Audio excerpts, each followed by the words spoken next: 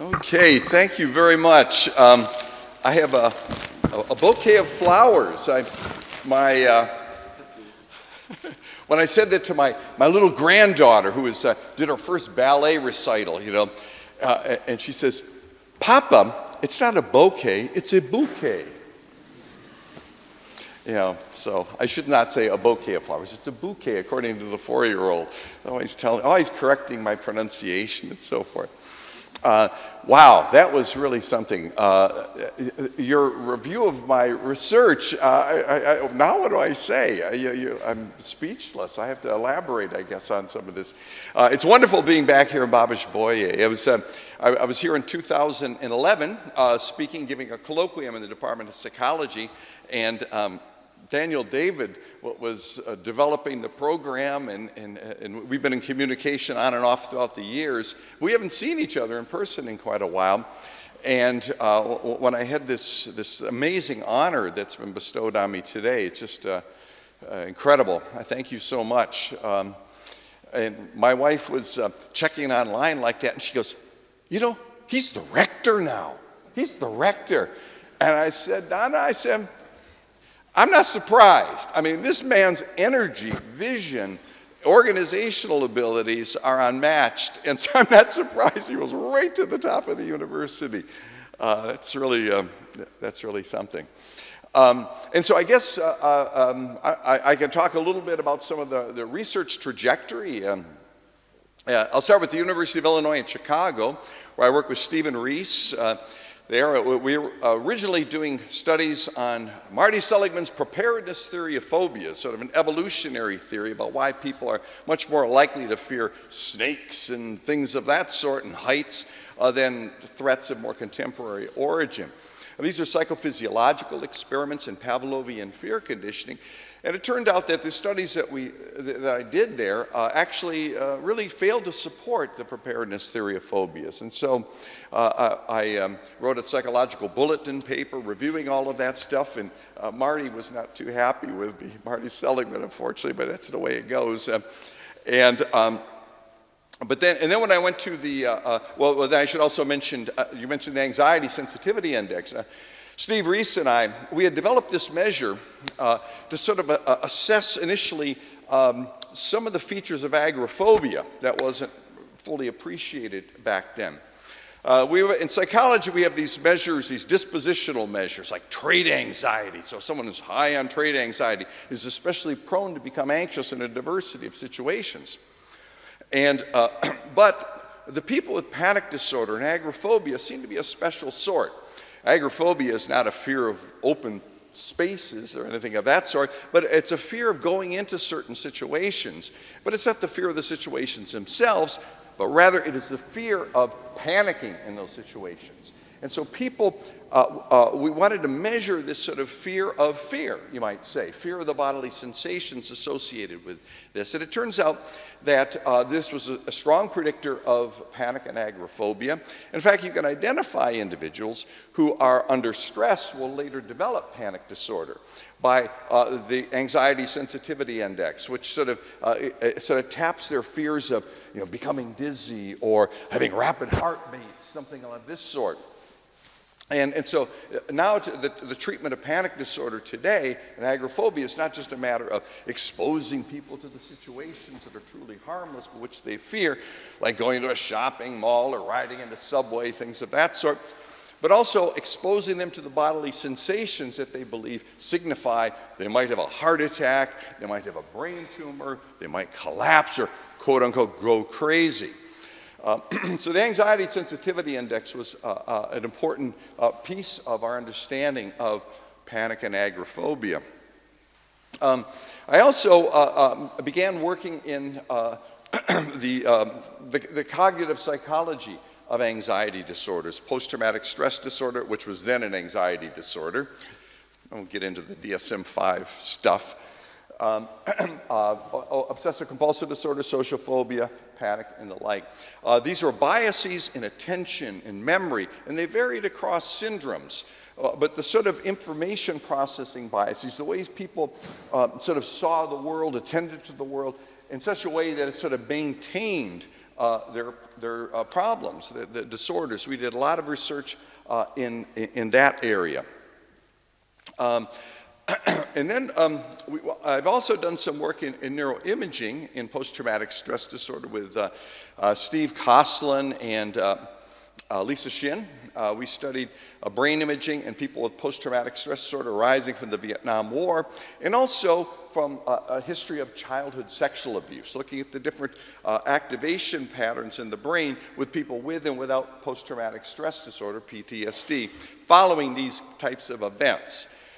And during the process of interviewing and assessing, diagnosing individuals who'd be recruited from the general Boston area, Boston, Cambridge area, for the study of neuroimaging in survivors of childhood sexual abuse, I ran across three potential subjects in the course of about a week or so. And when I was asking these women who had responded to the newspaper notice seeking survivors of childhood sexual abuse, I asked them about who the perpetrator was, what had happened, and so forth, the abuse. And they said, I don't know. I don't know. And so I had to politely ask, well, how is it that you responded to this advertisement seeking individuals who have been sexually abused as kids, and you don't have any memory of the abuse?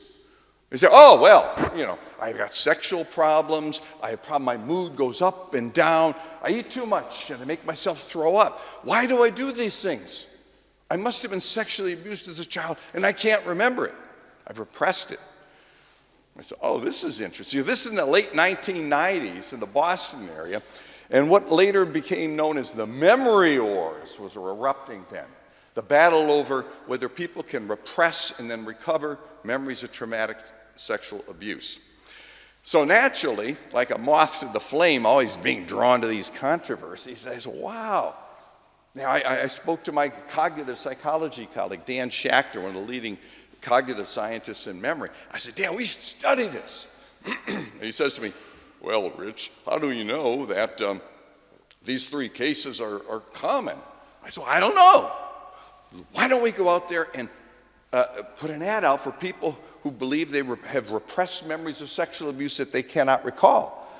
And so we recruited 4 groups of subjects, and there were lots of them. We had people who had always remembered the sexual abuse. They would say things like, you don't forget these things, right? And then there was another group who had reported having been abused, didn't think about it for a long time, and suddenly reminded of it again. The recovered memory subjects.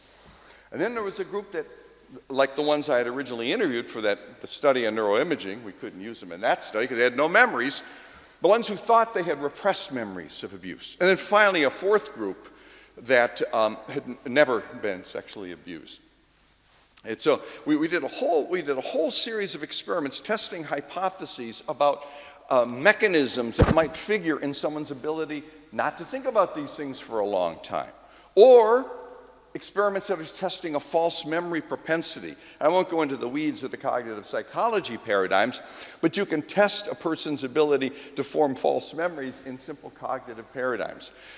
What we found was really no support for the idea that the people who didn't remember these things had some special skills at repressing them. We did find some evidence of false memory propensity in this group. But I think the most important finding that came out of this, though, I think ultimately, was that during the memory wars, there were 2 interpretations of someone who said, I was sexually abused as a child, I didn't think about it for many years, and boom, I'm thinking about it again. One impression, or one hypothesis, was that they repressed it. This goes back to Sigmund Freud and Breuer in the late 19th century. The idea here that the sexual abuse is so traumatic when it occurs, the mind protects itself by banishing those memories and preventing their resurgence later, until it is safe to do so, perhaps in adulthood. That was one theory. That was the repressed memory theory. The other one was that, wait a second, traumatic memories or any sort of emotionally intense memories, they're remembered very well, whether it's positive or negative. So if someone says they were traumatized as a child and didn't think about it for all these years, They must be mistaken. It must be a false memory. So this was kind of this was the polarized debate that was going on in the legal systems and clinics and in our laboratory. But what we found was an interesting phenomenon, a third interpretation of at least some of these cases. What we found was that there were certain people who, when they're 7 or 8 years old, usually young girls, the perpetrator was someone that would fondle them. Sometimes it was oral, genital contact, usually fondling, things of this sort. The perpetrator was someone they knew, someone they had an otherwise positive relationship with. They were not threatening them or harming them in a physical sense, causing pain. But these kids said they had no idea what was going on. They didn't understand it. And then suddenly the perpetrator dies, the child's family moves to a new neighborhood. They don't think about it for many years. And then later, they maybe watch a movie on TV about incest, for example. And all of a sudden they think, oh my God, that's what happened to me. That's what my grandfather was doing to me. Oh my goodness, that's what that guy, he betrayed me. And so now they're highly distressed. We found a third of these people had post-traumatic stress disorder. So they hadn't thought of these memories for all these years, not because they had repressed them because the memories were so traumatic at the time, but rather the opposite. Despite how morally reprehensible this molestation was, they weren't terrified at the time. They were confused, didn't understand it. They didn't have a category or a concept. And then when they're reminded of it years later, now it comes back and they see it through the eyes of the adult, and now they're highly distressed. And so I think that this is some of the cases that there are not false memories, but they're not repressed memories. They're morally reprehensible, but they weren't traumatic in the sense of producing terror at the time. We also did other research studies as well on people that almost certainly had false memories. These are individuals who had, as it turns out, episodes of isolated sleep paralysis. What that is, it's like a hiccup in the architecture of REM. But basically what happens in isolated sleep paralysis, some of you, many of you may have had this experience. It's very common. You wake up in the middle of the night and you try to roll over in the bed and you can't move. You're totally paralyzed. And sometimes you have intrusion of dream mentation into emerging wakefulness. You might see figures in the room. This is where a lot of ghost stories come from, by the way. But our subjects, they saw aliens, space aliens. And so these people then had seen these aliens in the room, and then they went to a certain famous therapist in Cambridge who helped them, hypnotize them, and then they recovered all these memories of being whisked through the walls, not the window, through the walls, taken up into spaceships and experimented on, et cetera, et cetera. So these are these space alien abductees. They're not psychotic, they're not lying.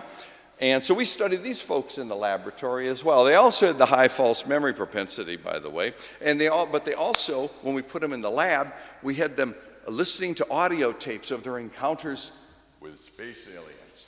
And the psychophysiologic reactivity was very profound. They looked just like our Vietnam vets with PTSD in the laboratory.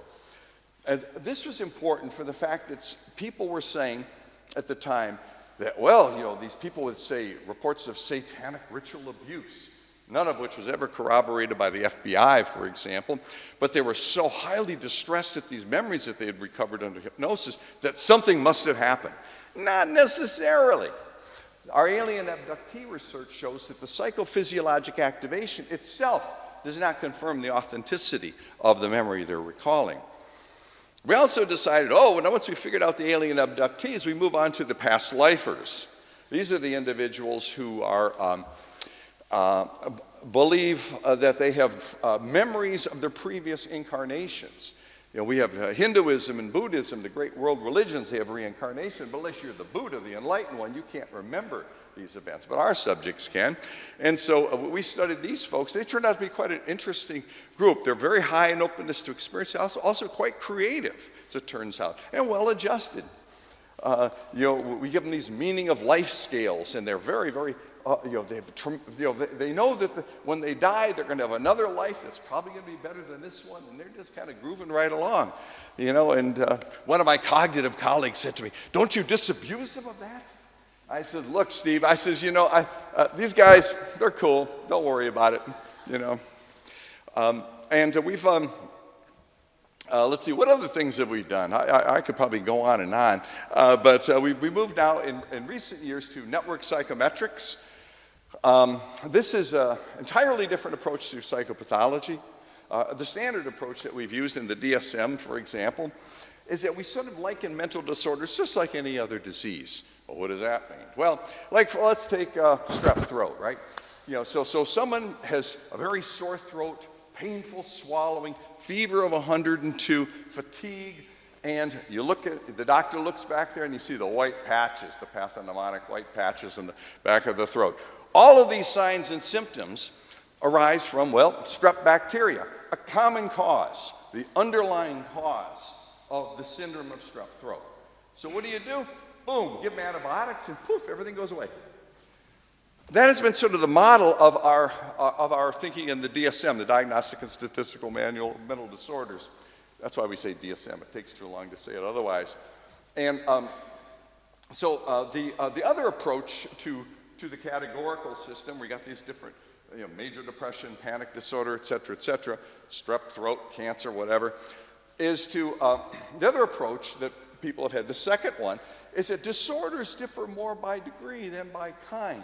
There are these latent dimensions. People are more or less extroverted, more or less neurotic, and different combinations of these dimensions give rise to social anxiety disorder, depression, what have you. The network approach, it turns all of this on its head. It says mental disorders are not the cause of the symptoms, but rather, when we say someone has an episode of depression, depression is an emergent property of the interactions of the constituent elements. So, for example, if someone is afraid of losing their job, they may be ruminating and they can't go to sleep at night. When they can't sleep at night, the next day they're fatigued and their concentration is low. They become more irritable, become sad, etc. And so there's interconnections among the symptoms. They're not independent results of a common cause. Right? So like the white patches in the throat and the fever, the white patches aren't causing the fever, right? It's the bacteria causing both. And that's been our model. With the network approach, we see these disorders as emergent phenomena arising from the interaction of the constituent elements. A very different approach to psychopathology. So these are sort of the three approaches they're going. And since we're interested in new things, and we've been doing a lot of this work in our laboratory as well with post-traumatic stress and complicated grief and everything. And so you can also build networks on an individual level. If you sample people over time, the symptoms over time, you can get dynamic networks on how symptoms unfold within the individual over time. The hope now is that this will give us clues on how best to treat individuals. So you can get a bunch of people, for example, one of my former PhD students, Don Robinow, has found this.